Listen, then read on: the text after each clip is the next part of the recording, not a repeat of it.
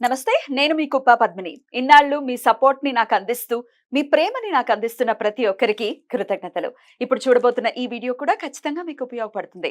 Like, share and subscribe చేసి మీ ఇష్టాన్ని, అలాగే మీ సపోర్ట్‌ని నాకందించండి. అలాగే ఈ వీడియో పట్ల మీ అభిప్రాయాన్ని కామెంట్ సెక్షన్‌లో కామెంట్ చేసి నాకు తెలియజేయండి.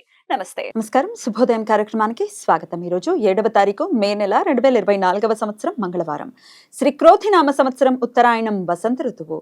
ఈరోజు చైత్రమాస బహుళపక్ష చతుర్దశి తిథి పగలు 11:40 వరకు, తదుపరి అమావాస్య తిథి.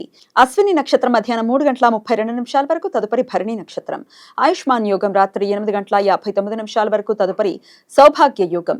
శకుని కరణం పగలు 11:40 వరకు, చతుష్పాద కరణం రాత్రి 10:14 వరకు, తదుపరి నాగవ కరణం ఉంటాయి.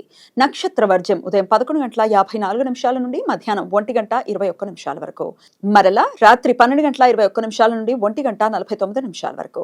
అమృతకాలం ఉదయం 8:59 నుండి 10:27 వరకు. హైదరాబాద్ ప్రాంతం వారికి సూర్యోదయం ఉదయం 5:47 సూర్యాస్తమయం సాయంత్రం 6:38 చంద్రోదయం రాత్రి తెల్లవారుజామున 5:37 చంద్రాస్తమయం సాయంత్రం 5:58 అభిజిత్ ముహూర్తం పగలు 11:47 నుండి మధ్యాహ్నం 12:39 వరకు. దుర్ముహూర్తం ఉదయం 8:21 నుండి 9:13 వరకు, మరలా రాత్రి 11:06 నుండి 11:50 వరకు.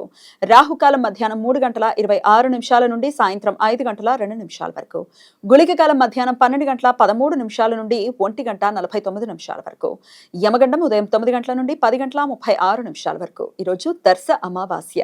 పితృదేవతలకు తర్పణాలకు అనుకూలం. ఈరోజు శివ సన్నిధౌ స్నానం.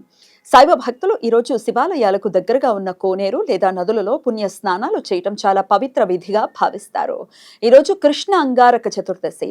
మంగళవారం రోజు బహుళపక్ష చతుర్దశి ఉన్న రోజుని కృష్ణ అంగారక చతుర్దశి అని పిలుస్తారు.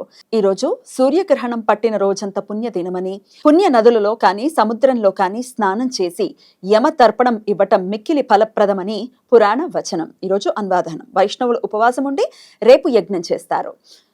సర్వార్థ సిద్ధి యోగం, అమృత సిద్ధి యోగాలు ఈ రోజు సూర్యోదయం నుండి మధ్యాహ్నం 3:32 వరకు ఉంటాయి. ఈ యోగాల సమయంలో ముఖ్యమైన పనులు ప్రారంభించడానికి అనుకూలం. మంగళవారం అశ్విని నక్షత్ర కలయిక ఉండటం చేత భౌమ అశ్విని యోగం ఈ రోజు సూర్యోదయం నుండి మధ్యాహ్నం 3:32 వరకు ఉంటుంది. మృత్యు భయం కంటే భయంకరమైన మహామృత్యు భయం నుండి బయటపడటానికి భక్తులు దేవి అథర్వణ శీర్ష పారాయణం చేస్తారు. ఈ సమాచారాన్ని మనకు అందించిన వారు మేడికొండూరు విశ్వనాథ్ ప్రసాద్ గారు. ఆయనకు కృతజ్ఞతల్ని తెలియజేస్తూ శివస్మరణతో సమస్త సన్మంగళాని భవంతు. నమస్కారం.